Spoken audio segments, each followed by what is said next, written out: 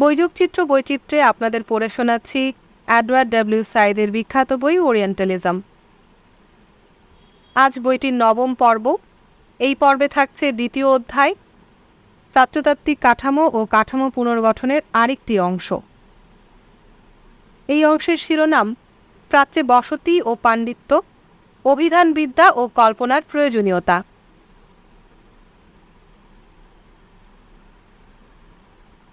প্রাচ্যদেশীয় সেমেটিকদের সম্পর্কে রেনানের মতামত বৈজ্ঞানিক প্রাচ্য ভাষাতত্ত্বের প্রভাবে উদ্ভূত।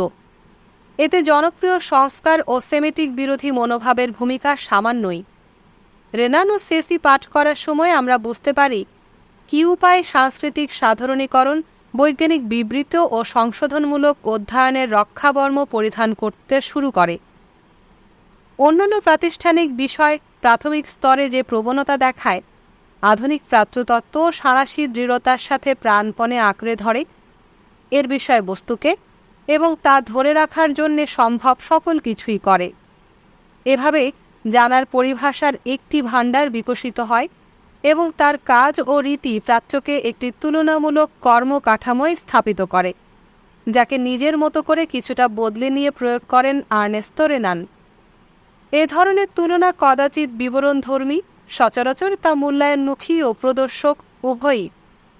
এখানে রেনানের প্রধানক তুলনার দৃষ্টান্ত পাওয়া যায়। দেখা যায় সেমেটিক মানবগোষ্ঠী সব দিক থেকেই একটি অসম্পূর্ণ মানবগোষ্ঠী। এর সরলতার বৈশিষ্ট্যে একটি চিত্রের পাশে পেন্সিলের স্কেচ যেমন ইন্দো ইউরোপীয় পরিবারের তুলনায় সেমেটিক তেমনই। এতে সে বৈচিত্র্য নেই নিখুঁত হওয়ার জন্য যেগুলো জরুরি। কম প্রাণশক্তির অধিকারী কিছু লোক যেমন অনুকূল ছেলেবেলা কাটিয়ে একেবারেই গড়পড়তা পৌরসত্ব নিয়ে বেঁচে থাকে, তেমনি সেমেটিক মানবগোষ্ঠী তার প্রথম যুগে প্রাচুর্যময় বিকাশ দেখেছিল, কখনো প্রকৃত পূর্ণতা লাভ করেনি। ইন্দো ইউরোপীয় মানবগোষ্ঠী এখানে মাপক। রেনান যখন বলেন ইন্দো জার্মানীয় জাতি যে উৎকর্ষ অর্জন করে প্রাচ্যদেশীয়দের যুক্তিবোধ তেমন বিকশিত হয়নি, তখনও আদর্শ ওরাই। এই তুলনামুখী মনোভাব মুখ্যত পণ্ডিতি প্রক্রিয়ার প্রয়োজনে, নাকি জাতিগত অহংবোধের ছদ্মবেশ তা নিশ্চিত বলা অসম্ভব। আমরা এটুকু বলতে পারি দুটো একত্রে ক্রিয়াশীল এবং পরস্পরের সমর্থক। রেনান ও সেসি প্রাচ্যকে সংকুচিত করতে চেয়েছেন মানবীয় সাদামাটা অবস্থায়, যা তার জটিল মানবিকতা বাদ দিয়ে নিজের বৈশিষ্ট্যগুলো মেলে ধরবে সহজ পর্যবেক্ষণের জন্যে। রেনানের ক্ষেত্রে এ ধরনের প্রয়াসের বৈধতা দিয়েছে ভাষাতত্ত্ব, যার ভাবাদর্শিক মতামত ভাষাকে তার মূল পর্যন্ত ছিলে নামানোয় উৎসাহ দেয়। অতঃপর ভাষাতাত্ত্বিক সেই ভাষাগত মূলের সাথে জাতি, মন, স্বভাব ও মেজাজের সম্পর্ক দেখান। তাই করেছেন রেনান, গোবিনিউ ও অন্যান্যরা। রেনানি স্বীকার করেন যে তার আর গোবিনিউয়ের সাদৃশ্য একই ভাষাতাত্ত্বিক ও প্রাচ্যতাত্ত্বিক পরিপ্রেক্ষিতে। ইস্তুয়া জেনারেলের পরবর্তী সংস্করণগুলোয় তিনি গোবিনিউর কিছু রচনা অন্তর্ভুক্ত করেন। এভাবে প্রাচ্য ও প্রাচ্যদেশীয় বিষয় অধ্যয়নের তুলনাবাদ প্রাচ্য ও পাশ্চাত্যের তত্ত্ববিদ্যাগত আপাত অসমতার সমার্থক হয়ে দাঁড়ায়। এ অসমতার বৈশিষ্ট্যগুলো সংক্ষেপে বর্ণনা করার মতো না। আগে আমি ভারতের প্রতি স্লেগেলের আগ্রহ, অতঃপর ভারত এবং অবশ্যই ইসলামের প্রতি তার বিরূপ হয়ে ওঠার কথা উল্লেখ করেছি। প্রথম যুগের অনেক শৌখিন প্রাচ্যতাত্ত্বিক তাদের ইউরোপীয় মন ও মননের অভ্যাসে আকাঙ্ক্ষিত বিশৃঙ্খলা রূপে প্রাচ্যকে সাদরে গ্রহণ করেন। প্রাচ্যতার সর্বেশ্বরবাদ, আধ্যাত্মিকতা, স্থিতিশীলতা, স্থায়িত্ব, আদিমতা ইত্যাদির জন্য অতিরিক্ত মূল্যায়িত হয়। যেমন স্কেলিং প্রাচ্যের বহু ঈশ্বরবাদে ইহুদি খ্রিস্টীয় একেশ্বরবাদের প্রস্তুতি দেখতে পান। আব্রাহাম হন ব্রহ্মার পূর্বরূপ। এই অতি মূল্যায়নের পরপরই আসে প্রতিক্রিয়া। সহসাই প্রাচ্য দুঃখজনক রকম নিম্নমানবিক, গণতন্ত্র বিরোধী, পশ্চাদপদ, বর্বর ইত্যাদি রূপে আবির্ভূত হয়। দোলকের একদিকের দোলন ঠিক বিপরীত দিকে সমান আরেকটি দোলনের জন্ম দেয়। প্রাচ্য অবমূল্যায়িত হয়। পেশাগত প্রাচ্যতত্ত্বের উদ্ভব ক্ষতিপূরণ ও সংশোধনমূলক এই বিপরীত দোলন থেকে, যার ভিত্তি সংস্কৃতিতে পুষ্টিপ্রাপ্ত প্রাচ্য ও পাশ্চাত্যের অসমতার ধারণা। এ ধারণা আবার সংশ্লিষ্ট সংস্কৃতিতে জন্ম দেয় সমধর্মী ধারণাসমূহ। অসমতার ধারণার ভিত্তিতে প্রাচ্যের দারিদ্র্য বা সম্পদের বৈজ্ঞানিক পণ্ডিতি বিশ্লেষণের চেষ্টা করা হয় ভাষাতত্ত্ব, জীববিজ্ঞান, ইতিহাস, নৃবিজ্ঞান, দর্শন বা অর্থশাস্ত্রে অনুসৃত পদ্ধতি অনুসারে। সরাসরি এই অসমতার ধারণার মধ্যেই চিহ্নিত করা যাবে প্রাচ্যতত্ত্বের রক্ষণশীলতা ও পুনর্গঠনের কর্মসূচি। এর ফলে প্রাচ্যতাত্ত্বিকের প্রকৃত পেশা এই অসমতা ও এর দ্বারা প্রাণিত বিশেষ কূটাভাসকে সাদরে গ্রহণ করে। অধিকাংশ ক্ষেত্রে ব্যক্তি এ পেশায় প্রবেশ করে এই ধরে নিয়ে যে প্রাচ্যের অবস্থা তার এই ভূমিকা দাবি করছে। আবার অধিকাংশ ক্ষেত্রেই প্রাচ্যতাত্ত্বিক প্রশিক্ষণ তার চোখ খুলে দেয়। তিনি উপনীত হন একরকম রহস্যমোচন কর্মসূচিতে, যার দ্বারা প্রাচ্যকে পূর্বের দেয়া গৌরবময় রূপ থেকে অনেক সংকুচিত করে আনা হয়। এছাড়া আর কিভাবে উইলিয়াম মুইর বা রেইনহার্ড দোজির বিরাট কাজের শ্রম কিংবা প্রাচ্য, ইসলাম ও আরবদের প্রতি তাদের যথেষ্ট ক্ষোভকে ব্যাখ্যা করা যায়? রেনান দোজির একজন সমর্থক। আবার দোজির ইস্তওয়ার দি মুসলমানস দি স্পেন 1861 সালে প্রকাশিত এই বইয়ে রেনানের অনেক সেমেটিক বিরোধী ধারণা উদ্ধৃত হয়েছে। 1864 সালে একটি পুস্তকে সেগুলো একত্রিত করে তর্ক তোলা হয় যে ইহুদিদের আদি ঈশ্বর জাহবেহ নয় বাআল, যার প্রমাণ পাওয়া যাবে মক্কায়। মুইরের লাইফ অব মাহমেদ 1858 থেকে 1861 ও কালিফাত ইটস রাইজ, ডিক্লাইন অ্যান্ড ফল 1891 সালে প্রকাশিত এখানে এখনও পাণ্ডিত্যের বিশ্বস্ত স্তম্ভ ভাবা হয়। তিনি যখন বলেন মোহাম্মদের তলোয়ার ও কোরআন সভ্যতা, স্বাধীনতা ও সত্যের এযাবৎ জানা সবচেয়ে দুর্মর শত্রু, তখন এমনিতেই গ্রন্থ দুটোর বিষয়বস্তুর মূল্য নির্ধারণ হয়ে যায়। আলফ্রেড লাইয়ালের রচনাতেও এ জাতীয় বহু ধারণা পাওয়া যাবে। ক্রোমার অনুরাগের সাথে যাদের উদ্ধৃত করেছেন লাইয়াল তাদের অন্যতম। প্রাচ্যতাত্ত্বিকরা যদি দোজি বা মুইরের মতো নিজেদের কাজের স্পষ্ট মূল্যায়ন নাও করেন, তবু অসমতার নীতি তার প্রভাব যথারীতি অব্যাহত রাখে। প্রাচ্যদেশীয়দের প্রাচ্যের খণ্ড বিখণ্ড জোড়া লাগিয়ে একটি চিত্র তৈরি বা যেমন ছিল সেই রূপে পুনর্গঠন প্রাচ্যতাত্ত্বিকদের দায়িত্ব হয়ে দাঁড়ায়।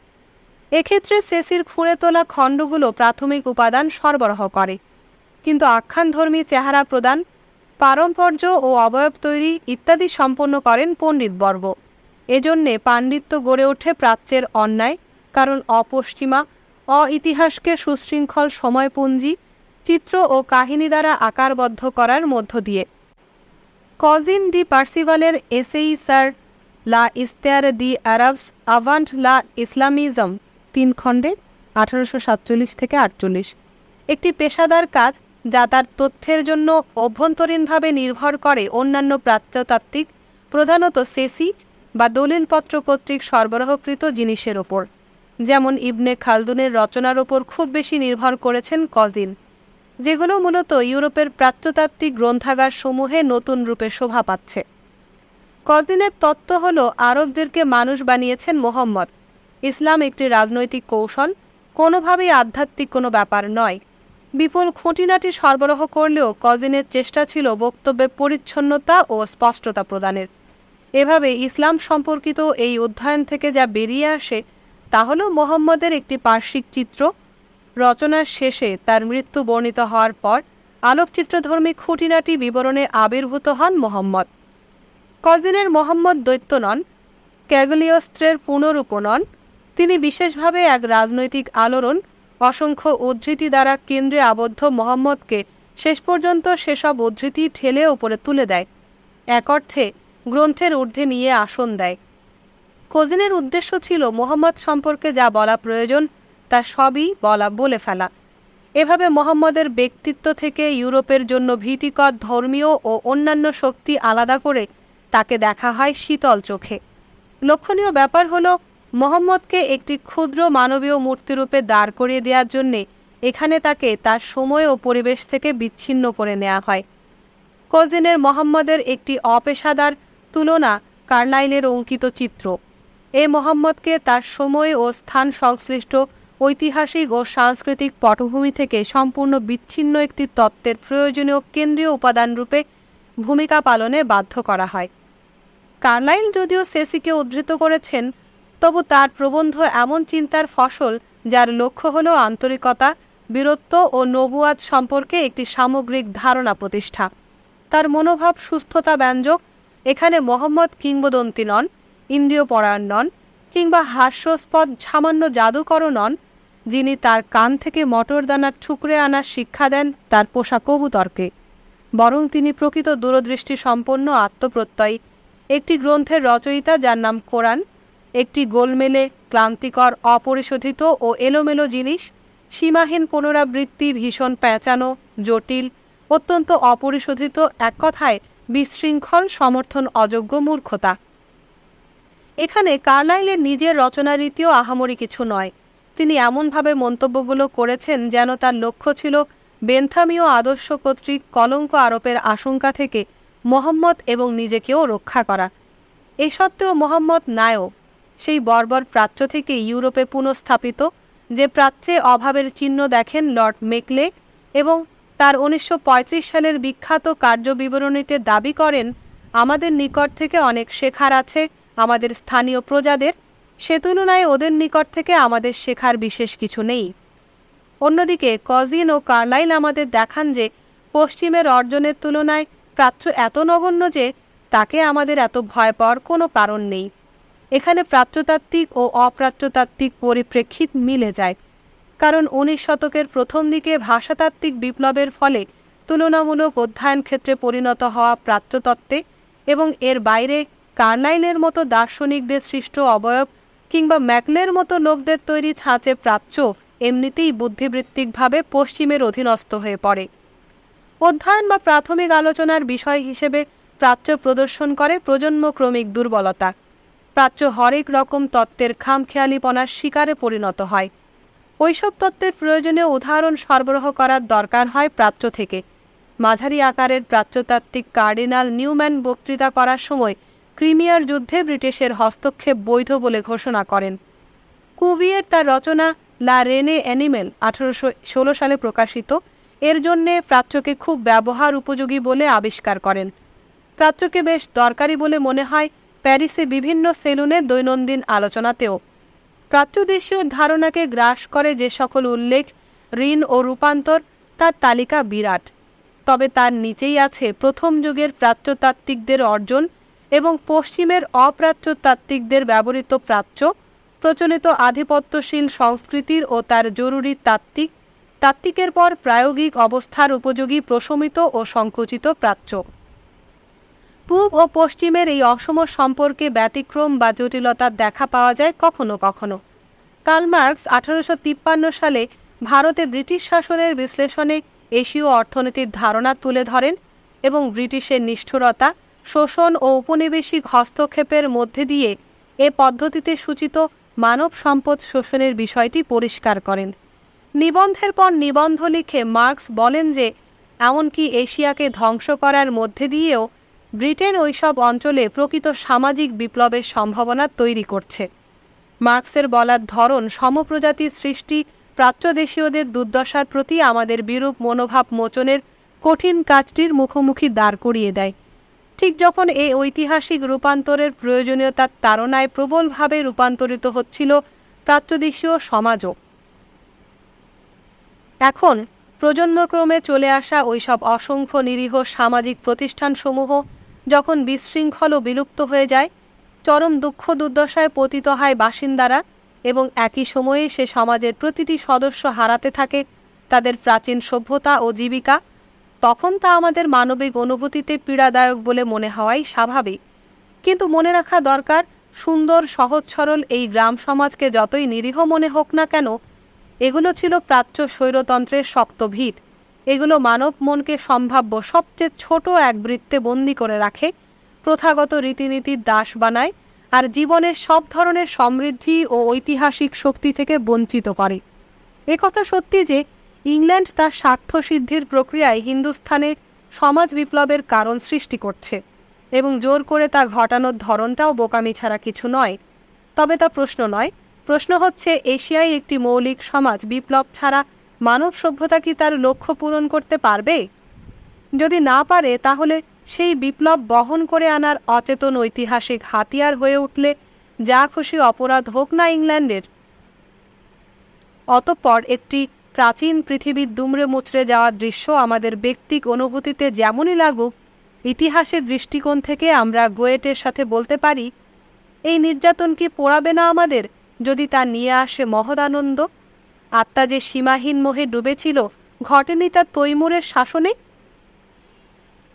যন্ত্রণা আনন্দ নিয়ে আসে বলে যে যুক্তি দেন মার্কস, তার উৎস ওয়েস্টস লিচার দিওয়ান গ্রন্থটি মার্কসের প্রাচ্য বিষয়ক ধারণারও উৎস। এগুলো রোমান্টিক, এমনকি কিছুটা মেসিয়ানিকও। মানবীয় বস্তু হিসেবে প্রাচ্যের যা মূল্য, সে তুলনায় তা অধিক মূল্যবান পশ্চিমের রোমান্টিক পুনরুদ্ধার কর্মসূচির উপাদান হিসেবে। মার্কসের অর্থনৈতিক বিশ্লেষণও প্রাচ্যতত্ত্বের লক্ষ্যের সাথে চমৎকার এক হয়ে যায়, যদিও তার মধ্যে ব্যক্তির দুঃখ দুর্দশার বোধ কিছুটা সক্রিয়। এ সত্ত্বেও জয়ী হয় প্রাচ্যের প্রতি রোমান্টিক মানসিকতাই, যখন তাত্ত্বিক আর্থসামাজিক মনোভাব মিশে যায় এই আদর্শ কল্পচিত্রের সাথে। ভারতে ইংল্যান্ডকে দুটো দায়িত্ব পালন করতে হবে, একটি ধ্বংসাত্মক আর একটি পুনরুৎপাদন জাতীয়, অর্থাৎ একটি হলো এশীয় সমাজের বিলোপন আর অন্যটি হলো এশিয়ায় পশ্চিমা সমাজের বস্তুভিত্তি প্রতিষ্ঠা। মৌলিকভাবে প্রাণহীন এক এশিয়ার পুনরুজ্জীবন নিঃসন্দেহে খাঁটি রোমান্টিক প্রাচ্যতত্ত্বের উদাহরণ, কিন্তু তা লিখেছেন এমন এক লেখক যিনি মানুষের দুর্দশার কথাও ভুলতে পারছেন না। এ কারণেই বিবৃতিটিতে ধাঁধার মতো লাগে। তাই আমাদের প্রশ্ন করা দরকার, নিন্দিত ব্রিটিশ উপনিবেশিক শাসনের সাথে এশিয়ার ক্ষতির সমতুলনা কী করে প্রাচ্য ও পাশ্চাত্যের পুরনো অসমতার ধারণার দিকে অগ্রসর হয়, যে সম্পর্কে আমরা এ যাবৎ আলোচনা করেছি? দ্বিতীয়ত, আমাদের প্রশ্ন করা প্রয়োজন, এখন সেই মানবীয় সহানুভূতি কোথায়? কোন ধরনের চিন্তা জগতে তা হারিয়ে গেছে, যখন তার স্থান দখল করে নেয় প্রাচ্যতাত্ত্বিক দৃষ্টি? আমরা অচিরেই এই সত্যে উপনীত হই যে 19 শতকের প্রথম দিকের অনেক চিন্তাবিদের মতো প্রাচ্যতাত্ত্বিকরাও মানবতাকে হয় বিরাট যৌথ অর্থনির্দেশক রূপে অথবা বিমূর্ত সাধারণ রূপে ব্যবহার করেছেন। প্রাচ্যতাত্ত্বিকরা ব্যক্তির আলোচনায় আগ্রহী বা যোগ্য কোনোটাই নন, বরং কৃত্রিম বিষয়, হয়তো যার ভিত্তি অভিভাবক সুলভ রাজনীতি প্রভাবশালী থেকে যায়। এগুলো হলো প্রাচ্যদেশীয়, এশীয়, মুসলিম, আরব, ইহুদি, গোত্র, বর্ণ, মানসিকতা, জাতি ইত্যাদি। এর কিছু কিছু উৎপাদিত হয়েছে এক বিশেষ পাণ্ডিত্যপূর্ণ প্রক্রিয়ায়, রেনানের রচনায় যার নমুনা দেখা যায়। একইভাবে ইউরোপ ও এশিয়া, পাশ্চাত্য ও প্রাচ্য প্রভৃতি বিভাজনের মূল নিহিত ছিল মানুষের আরও বিস্তৃত ও বিচিত্র রকমের সম্ভাব্য বৈচিত্র্যে বা পার্থক্য বোধে। ক্রমে বহু বিভাজন হ্রাস পেয়ে একটি বা দুটো বিমূর্ত যুথের ধারণায় স্থিত হয়। মার্কস এর ব্যতিক্রম নন। তত্ত্ব দাঁড় করানোর জন্যে ব্যক্তির অস্তিত্বের চেয়ে যুথ হিসেবে প্রাচ্য অনেক সুবিধাজনক, কারণ প্রাচ্য পাশ্চাত্য ধারণার মধ্যে কেবল বিপুল বেনামি যুথবদ্ধতা গুরুত্বপূর্ণ, যদিও অন্যান্য ধরনের বিনিময় অত্যন্ত সংকুচিত অবস্থায় হলেও কার্যকর ছিল। তবু নতুন স্তরায়ন সব দখল করার পূর্বে এবং প্রাচ্য বিষয়ক জ্ঞানের জন্যে গোয়েটের কাছে ধর্ণা দেওয়ার আগে মার্কস বেচারি প্রাচ্যদেশীয়র জন্যে কিছুটা সমবেদনা বোধ করেছেন, যেন ব্যক্তিমন, এখানে মার্কসের মন, এশিয়ায় প্রাক যৌথতা বা প্রাক অফিসিয়াল ব্যক্তি অস্তিত্বকে উপলব্ধি করতে পারে। তার অনুভূতি, বোধ ও আবেগে সেই ব্যক্তি অস্তিত্বের চাপও গ্রহণ করতে পারে, কিন্তু যখনই তিনি প্রাপ্ত ধারণা ভাণ্ডারের প্রচণ্ড শক্তিধর নিরীক্ষার মুখোমুখি হন, তখন তিনি ওই ব্যক্তিকেন্দ্রিক অনুভূতি সম্পূর্ণ পরিহার করতে বাধ্য হন। নিরীক্ষা সহানুভূতিকে তাড়িয়ে দেয়। একটি বিশেষ সংজ্ঞার দ্বারা নিরীক্ষা বলে, ওই লোকগুলো আসলে দুর্দশাগ্রস্ত নয়, ওরা হলো প্রাচ্যদেশীয়। অতএব অন্যদের যে চোখে বিচার করা হয়, এদেরকে সেভাবে বিচার করা যাবে না। তাই প্রাচ্যতাত্ত্বিক বিজ্ঞানের সংজ্ঞায় আবেগের জোয়ার অদৃশ্য হয়ে যায়। তার সমর্থনে থাকে প্রাচ্যদেশীয় কাহিনী, যেমন গোয়েটের দিওয়ান। প্রাচ্যতাত্ত্বিক বিজ্ঞান ও শিল্পকলার অভিধানবিদ্যার পলিসি তৎপরতায় আবেগের শব্দভাণ্ডার নিশ্চিহ্ন হয়ে যায়। অভিজ্ঞতা স্থানচ্যুত হয় অভিধানের সংজ্ঞার দ্বারা। মার্কসের ইন্ডিয়া বিষয়ক প্রবন্ধে তা পরিষ্কার ধরা পড়েছে, যেখানে শেষ পর্যন্ত প্রাচ্যায়িত প্রাচ্যের নিরাপদ আশ্রয় নিয়েছেন কার্ল মার্কস। মার্কস তার তত্ত্ব অংশত আর্থসামাজিক বিপ্লবের ওপর কেন্দ্রীভূত করতে চেয়েছিলেন। আবার তিনি তথ্যের সহজ উৎসের খোঁজে প্রাচ্যতত্ত্ব কর্তৃক অভ্যন্তরীণভাবে উৎপাদিত এবং নিজ বৃত্তের বাইরেও ছড়িয়ে দেয়া বিপুল রচনাকে ব্যবহার করেন। এ রচনা ভাণ্ডার নিয়ন্ত্রণ করে প্রাচ্য সম্পর্কিত ভাষ্য বিবৃতি। প্রথম অধ্যায়ে আমি দেখিয়েছি কিভাবে এই নিয়ন্ত্রণ ইউরোপে প্রাচীন কাল থেকে একটি সাধারণ সাংস্কৃতিক ইতিহাস প্রতিষ্ঠা করেছে। এ অধ্যায়ে আমি দেখাতে চাই কোন উপায়ে 19 শতকে এমন এক আধুনিক পেশাগত পরিভাষা বলয় সৃষ্টি হয় যা প্রাচ্য সম্পর্কিত ডিসকোর্স নিয়ন্ত্রণ করে? প্রাচ্যতাত্ত্বিক বা অপ্রাচ্যতাত্ত্বিক যেই তাতে অংশগ্রহণ করুক না কেন, প্রাচ্যতত্ত্ব এক ধরনের একগুচ্ছ রচনা ও ভাষাতাত্ত্বিক ভিত্তির ওপর সৃষ্ট প্রক্রিয়ায় প্রাচ্যকে এমন এক পরিচয় প্রদান করে যা একে পশ্চিমের তুলনায় নিকৃষ্ট করে দেখায়। সেসি ও রেনান যথাক্রমে সেই রচনারাজি ও ভাষাতাত্ত্বিক প্রক্রিয়ার উদাহরণ। মার্কসের ক্ষেত্রে আমরা দেখিয়েছি যে প্রথম অপ্রাচ্যতাত্ত্বিক বিচারবোধ বিলুপ্ত করা হয়, অতঃপর প্রাচ্যতাত্ত্বিক সাধারণীকরণ তাকে নিশ্চল নিয়ন্ত্রণে নিয়ে আসে। তাই প্রাচ্যতত্ত্বে কিছুটা অদ্ভুত আভিধানিক ও প্রাতিষ্ঠানিক সম্মিলন পরীক্ষা করে দেখা উচিত আমাদের। যখনই কেউ প্রাচ্য নিয়ে আলোচনা করতে যাবে তখনই ওই সংজ্ঞার ভয়াবহ প্রক্রিয়াটি এমন রূপে আবির্ভূত হয় যেন এটি এই আলোচনার জন্য একমাত্র বৈধ ও গ্রহণযোগ্য আদর্শ। কোন ভয়ঙ্কর শক্তিধর প্রক্রিয়ায় তা ঘটে, এবং আমরা যেহেতু দেখাবো কোন নির্দিষ্ট উপায়ে তা ব্যক্তির ওপর কাজ করে, তাই সেগুলো দীর্ঘদিন টিকে থাকার জন্যে কোন আশ্রয় গ্রহণ করে তাও খুঁজে দেখা দরকার। কাজটি খুবই দুরূহ, অন্তত অতটা দুরূহ যেভাবে একটি বিকাশমান বিষয় উচ্চস্বরের যুক্তিতর্কের মাধ্যমে প্রতিযোগীদের হটিয়ে জায়গা করে নেয়, তার ঐতিহ্য, পদ্ধতি ও প্রতিষ্ঠানের কর্তৃত্ব এবং ভাষ্য বিবৃতি ব্যক্তিত্ব ও প্রতিনিধির জন্যে সাধারণ সাংস্কৃতিক বৈধতা অর্জন করে। এ দুরূহ কাজটিকে সহজে করা সম্ভব যদি প্রাচ্যতত্ত্ব কর্তৃক নিজের জন্য ব্যবহৃত এবং সাধারণ পাঠকের নিকট উপস্থাপিত অভিজ্ঞতারাজি আমরা বর্ণনা করতে পারি। মূলগত দিক দিয়ে এগুলো সেই অভিজ্ঞতাই যার বর্ণনা দেয়া হয়েছে সেসি ও রেনান সম্পর্কিত আলোচনায়, কিন্তু এ দুই পণ্ডিত কেবল কেতাবি প্রাচ্যতত্ত্ব বর্ণনা করেছেন বিধায় প্রাচ্যতত্ত্বের অন্য একটি ঐতিহ্য সৃষ্টি হয়েছে যা প্রাচ্যে বসবাস সূত্রে অর্জিত বাস্তব অভিজ্ঞতায় নির্ভর করে বৈধতার দাবি করে। একই তিল জোন্স ও নেপোলিয়নের অভিযান আভাসিত করে এই ঐতিহ্যের সূচনার চেহারাটি। এটি টিকে থাকে এবং পরবর্তী প্রজন্মের সকল প্রাচ্যবাসী পশ্চিমা মানুষদের ওপর আরোপ করে দুর্দম প্রভাব। এই চেহারা ঔপনিবেশিক ইউরোপের চেহারা। প্রাচ্যে বাস করার অর্থ হল সুবিধাপ্রাপ্ত জীবন ভোগ করা, সাধারণ নাগরিকের মতো নয়। প্রতিনিধিত্বশীল ইউরোপীয় হিসেবে যার দেশ ইংল্যান্ড বা ফ্রান্স প্রাচ্যকে সামরিক, আর্থ ও সবচেয়ে বড় কথা সাংস্কৃতিক অস্ত্রে ধারণ করে আছে। প্রাচ্যে আবাসিক অবস্থান ও তার পণ্ডিতি কাজের ফলাফল সেসি ও রেনানের সূচিত দৃষ্টিভঙ্গির চমৎকার প্রতিফলন। এ দুই ধরনের অভিজ্ঞতা সমন্বিত হয়ে এমন এক দুর্মর গ্রন্থজগৎ গড়ে তুলেছে যা কেউ এড়াতে পারে না বা এর বিরুদ্ধে বিদ্রোহও করতে পারে না, এমনকি মার্কসও না। কারো ব্যক্তিগত অভিজ্ঞতা ও সাক্ষ্যকে কতদূর প্রাচ্যতাত্ত্বিক বিজ্ঞানের সহায়ক সংকেতে রূপান্তরিত করা যাবে তার উপর নির্ভর করে প্রাচ্যতাত্ত্বিক গ্রন্থজগৎ ও তার ঐক্য প্রদানে এ ব্যক্তির অবদানের মাত্রা। অর্থাৎ বয়ানের ব্যক্তিক বিবৃতিকে রূপান্তরিত হতে হবে অফিসিয়াল বিবৃতিতে। প্রাচ্যে কোনো ইউরোপীয় প্রবাস ও অভিজ্ঞতাকে অবশ্যই এর আত্মজৈবনিক চারিত্র্য ছেড়ে এমন বর্ণনায় রূপান্তরিত হতে হবে যার ওপর নির্ভর করে পরবর্তী প্রাচ্যতাত্ত্বিকগণ তাদের বৈজ্ঞানিক পর্যবেক্ষণের বর্ণনা গড়ে নিতে সক্ষম হন। পুরো 19 শতক ধরে ইউরোপীয়দের নিকট প্রাচ্য ছিল ভ্রমণ ও লেখালেখির সবচেয়ে প্রিয় এলাকা। এর ফলে পরিস্থিতি আরও জটিল হয়। তাছাড়া তখন প্রাচ্যে অর্জিত ব্যক্তিক অভিজ্ঞতার ওপর নির্ভর করে ইউরোপে প্রাচ্যরীতির সমৃদ্ধ সাহিত্য সৃষ্টি হয়। এ ধরনের সাহিত্যের উৎস হিসেবে ফ্লবেয়ারের কথা প্রথমেই মনে আসে। এছাড়া আছেন ডিসরাইলি, মার্ক টোয়েন ও কিংলেইক। ব্যক্তিগত অভিজ্ঞতা থেকে প্রাচ্যতাত্ত্বিক হয়ে ওঠা সাহিত্য এবং প্রাচ্যে প্রবাসের একান্ত ব্যক্তিক অভিজ্ঞতা ভিত্তিক রচনা যা বিজ্ঞান না হয়ে সাহিত্যই রয়ে যায়, এ দুয়ের পার্থক্যের ওপরই এখন নজর দেব আমরা। প্রাচ্যে একজন ইউরোপীয় হওয়ার অর্থ হলো আশেপাশের পরিবেশ থেকে বিচ্ছিন্ন ও আলাদা একরকম সার্বক্ষণিক সচেতনতা বহন।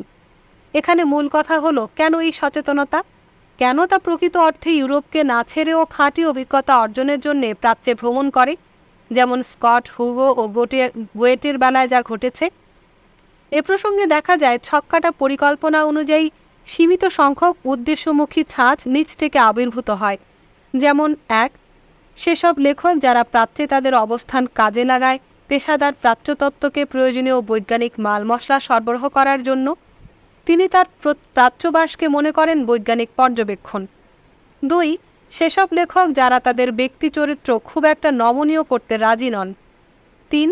যাদের নিকট প্রাচ্যে বাস্তব বা প্রতীকী ভ্রমণ হল হৃদয়ের গভীরে লুক্কায়িত কোনো আকাঙ্ক্ষা পূরণ। আমরা যদি উইলিয়াম লেইনের manners and customs of the modern ইজিপশিয়ানকে প্রথমোক্ত, বার্টনের pilgrimage to Al Medina and Mecca দ্বিতীয় এবং নেরভালের ভয়েস অনিওকে তৃতীয় ছাঁচে রচনা ধরে নেই, তাহলে রচনার অভ্যন্তরে লেখক কর্তৃক প্রকাশের সুযোগ ও পরিসর পরিষ্কার বোঝা যাবে। পার্থক্য সত্ত্বেও এই তিনটি ধরন কিন্তু পরস্পর থেকে ততটা বিচ্ছিন্ন নয়। প্রত্যেকটির কেন্দ্রে আছে ইউরোপীয় অহংবোধের শক্তি। প্রতিটি ছাঁচেই প্রাচ্য ইউরোপীয় পর্যবেক্ষকদের জন্য উন্মুক্ত এবং প্রাচ্যে ভ্রমণ তীর্থযাত্রার মতো। সবচেয়ে গুরুত্বপূর্ণ ব্যাপার হলো সবকটা ছাঁচের রচনার অভ্যন্তরীণ কাঠামোকে মনে হয় প্রাচ্যের সামগ্রিক ভাষ্য নির্মাণের সমার্থক কোনো ব্যাপার।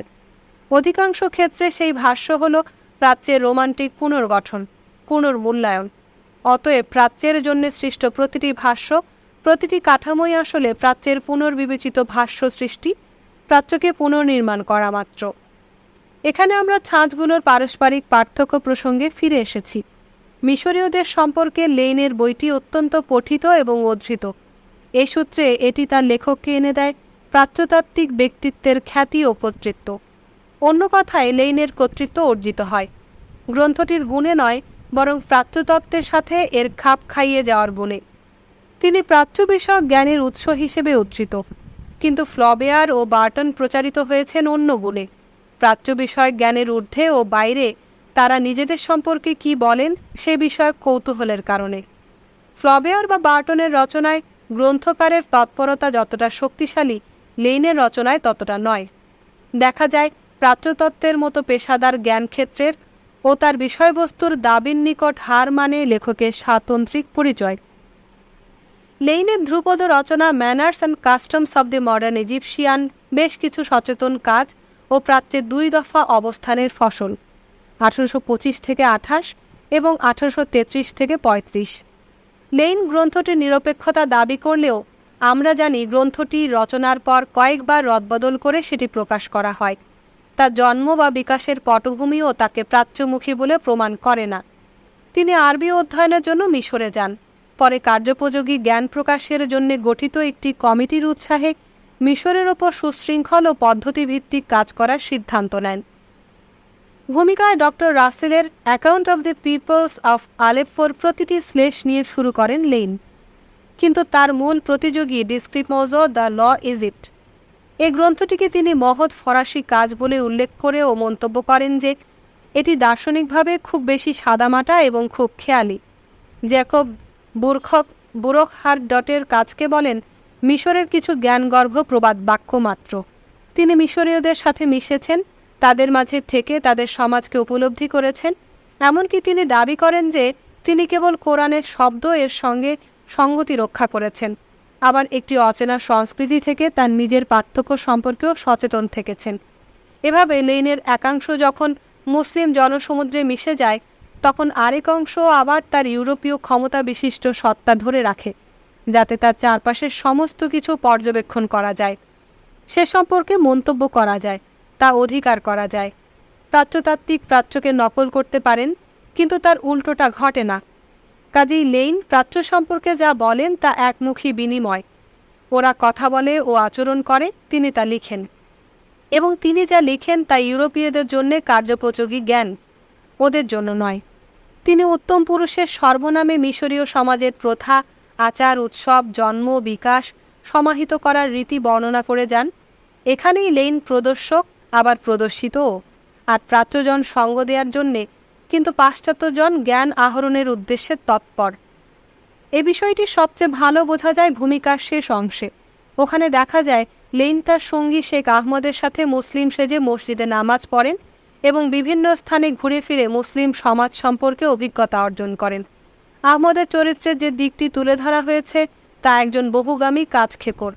লেইন যে তার মুসলিম সঙ্গী ও অন্যান্য মুসলমানদের প্রতারিত করে তাদের সম্পর্কিত তথ্য আহরণ করেছেন, সে বিষয়টি লেইনের লেখায় একেবারেই অনুপস্থিত। তিনি আসলে ইংরেজ পাঠকদের দেখাতে চেয়েছেন যে তার রিপোর্ট বৈজ্ঞানিক উপায়ে গৃহীত তথ্যের ওপর দাঁড়ানো, এবং তিনি যে অবিশ্বাসীদের সাথে চলাফেরা করে তথ্য সংগ্রহ করেছেন তাদের দ্বারা মোটেও প্রভাবিত হননি। গ্রন্থটিতে লেইনের মূল অর্জন হল এটি প্রাচ্যতাত্ত্বিক কাঠামোর দ্বারা আত্মীকৃত। তিনি 25টি অধ্যায়ে ব্যক্তিক প্রকৃতি, জন্ম ও শৈশবকালীন শিক্ষা, উৎসব, আইন, চরিত্র, শিল্প কারখানা, জাদু, গৃহজীবন ইত্যাদি আলোচনা করেছেন 19 শতকীয় আখ্যানের রীতিতে। এর সাথে মিল আছে টম জোন্সের, যেখানে নায়কের জীবন জন্ম থেকে শুরু করে ধারাক্রমে বর্ণিত। তার আখ্যানের স্বর কোনো নির্দিষ্ট সময়ের পটভূমিতে চিহ্নিত নয়। এভাবেই তিনি ভিন্ন দেশ সম্পর্কিত একটি রচনাকে অদ্ভুত বিষয়াদি শিল্পবোধহীন জ্ঞানকোষ এবং প্রাচ্যতাত্ত্বিক পর্যবেক্ষণের ক্রীড়াভূমিতে রূপান্তরিত করেন। বিষয়ের ওপর লেইনের নিয়ন্ত্রণের কারণ এই নয় যে তিনি দ্বিবিধ সত্তা, ভুয়া মুসলমান ও খাঁটি পশ্চিমা ব্যক্তিত্ব। তিনি দ্বিবিধ সত্তা নিয়ে সব কিছু পর্যবেক্ষণ করার সুবিধা পান, বরং এজন্যে যে তিনি খুঁটিনাটি বর্ণনা করেন এবং প্রতিটি বিষয়ে একটি সাধারণ মন্তব্য দিয়ে আরম্ভ করেন। যেমন সচরাচর দেখা যায় একটি জাতির আচার ব্যবহার, প্রথা ও চরিত্র দেশটির অদ্ভুত ভৌগোলিক পরিবেশের প্রভাবের ফল। তবে তার বর্ণনায় তিনি অবিরামভাবে প্রসঙ্গ পাল্টান। দেখা যায় কোনো একটি সার্বজনীন অভ্যাসের বর্ণনা থেকে চলে গেছেন মিশরীয় সমাজের শৈশব সম্পর্কে, সেখান থেকে বাজে সুমেরীয় আবহাওয়ার। এভাবে বর্ণনার মসৃণতা নষ্ট করেছেন লেইন। মূল প্রতীকী ব্যাপার দেখা দেয় 6 নম্বর অধ্যায় গারস্থ জীবন চলমানের শুরুতে। এর মধ্যে লেইন মিশরীয় জীবনযাপন পদ্ধতি সম্পর্কে আখ্যান রীতি গ্রহণ করেছেন এবং গারস্থ জীবনের শেষ দিকে পৌঁছেছেন। এখন তিনি একান্ত ব্যক্তিগত জীবনের অংশ হিসেবে অবশ্যই বিয়ে ও বিয়ের অনুষ্ঠান সম্পর্কে কিছু বর্ণনা প্রদান করবেন। স্বাভাবিকভাবে বর্ণনা শুরু হয় সর্বজনীন পর্যবেক্ষণ দিয়ে। যদি একজন পুরুষ যথেষ্ট বয়সপ্রাপ্ত হয় এবং কোনো বাধা না থাকে, মিশরীয়দের বিবেচনায় খুবই অন্যায়, এমনকি কলঙ্কজনক মনে করা হয় যদি তখন সে বিয়ে না করে। এ বিষয়টি শেষ না করেই তিনি তার ব্যক্তিগত কাহিনীতে চলে যান যে তাকেও বিয়ে করার জন্য চাপ দেওয়া হয়, কিন্তু তিনি শেষ পর্যন্তও বিয়ে করেননি, এমনকি উপযুক্ত মেয়ে এনে দেওয়ার কথা বলার পরও। এখানে এসে তিনি পুরো ধারাক্রমটি একটি পিরিয়ড ও একটি ড্যাশের মধ্যে দিয়ে শেষ করেন। তিনি অতঃপর যথারীতি তার সামগ্রিক আলোচনা আরম্ভ করেন। বিয়ের মাধ্যমে মিশরীয় সমাজে অন্তর্ভুক্ত হওয়ার পুরো প্রক্রিয়াটিকে প্রত্যাখ্যান করে তিনি আর মানবীয় বিষয় থাকেননি, হয়ে ওঠেন সে সমাজে অংশগ্রহণের ভানকারী, যার উদ্দেশ্য আখ্যান রচনা।